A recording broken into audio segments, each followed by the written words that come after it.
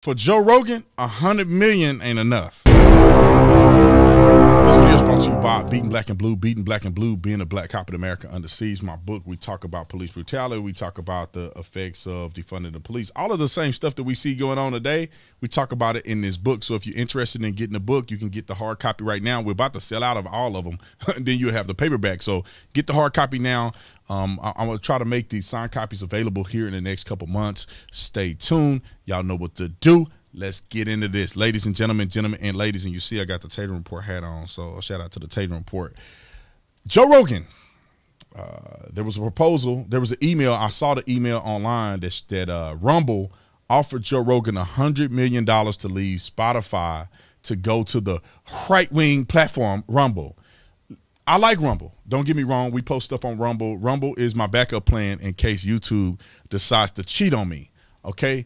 And so... But $100 million for Joe Rogan to leave Shopify. Let me tell you why I think this is an incredibly, it's a publicity stunt, right? If you are smart in marketing, you will say, we will offer Joe Rogan $100 million, knowing that Joe Rogan will never take $100 million to get off of Spotify. Spotify paid him, I think, $200-something million. And here is why it will not be conducive for Joe Rogan to even think about taking the bait when it comes to Rumble. It's because Rumble has isolated themselves, not intentionally, but they're isolated on one side and one perspective. There's only so many people that are willing to participate in Rumble, so many people that are willing to listen through Rumble, and so many people with a particular perspective. It's mostly conservatives that are on Rumble. There's probably no leftists on Rumble, no liberals on Rumble, and it's probably half of the independents are not on Rumble. So it would be a disservice to Joe Rogan and a disservice to his brand for him to actually take the bait. But it's a marketing strategy. Joe Rogan ain't going nowhere from Spotify. That'll be the most foolish deal done in American history of finances. Their stock will. I don't know if Spotify is even publicly traded, but if they are, their stock is going to do this if Joe Rogan leaves the platform. He gets like 11 million downloads every episode. 11 million every episode. His podcast is more prominent than CNN.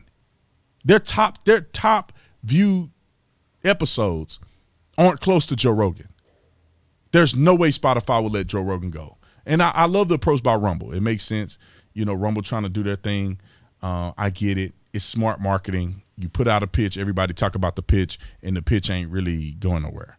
But Joe Rogan's podcast is doing really well, and I think that people should see it for what it is. I mean, it is a very informative podcast. I watch most of Joe Rogan's podcasts on YouTube, to be honest.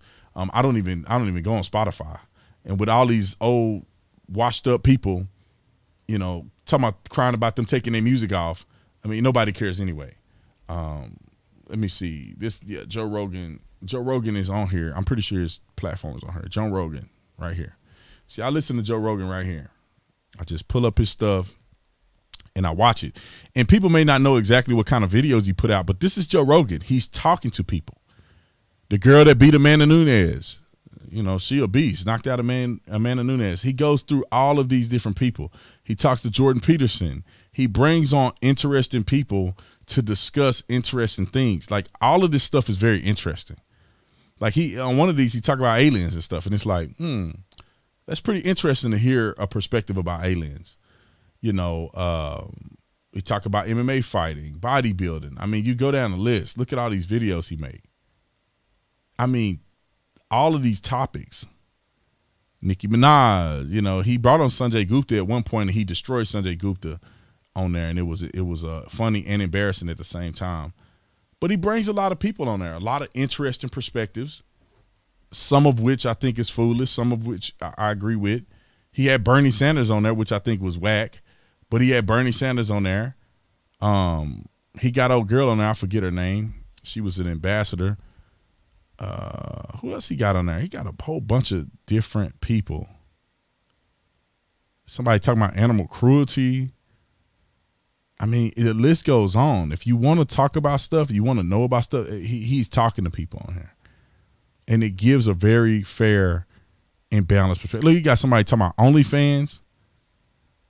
being popular during the pandemic. Surprise, surprise. There's a lot of different things he talk about on here, and I think they're all very interesting. They're all very compelling.